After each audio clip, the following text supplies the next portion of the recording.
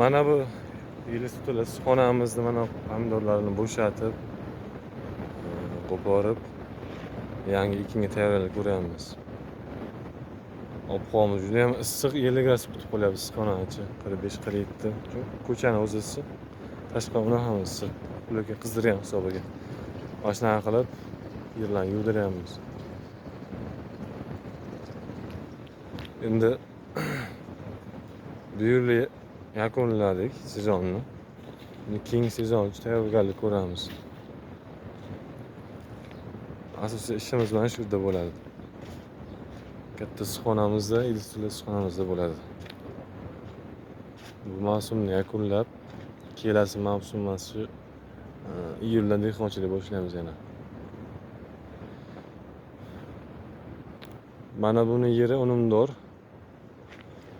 Nima eksa ham yaxshi parvarishlasa, yaxshi hosil beradigan yer. Yerimiz ishqilib udari sho'ra emas, ham yer qattiq emas, berch. Ichkaridagi fulknali yeri juda qattiq, kesab qotib qoladi, suv birdan qo'ysa.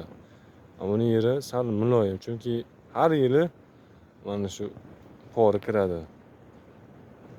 Ko'pchilik guvin deydi, boshqa deydi, biza Shivada shunaqa. Har yili pora kiradi, shu 50 sotixga opishi 20 yil, 15 yil kiradi shu atrofida. Chunki oziqalar chiqib ketadi yerdan. Shu oziqalarni kirgizish uchun.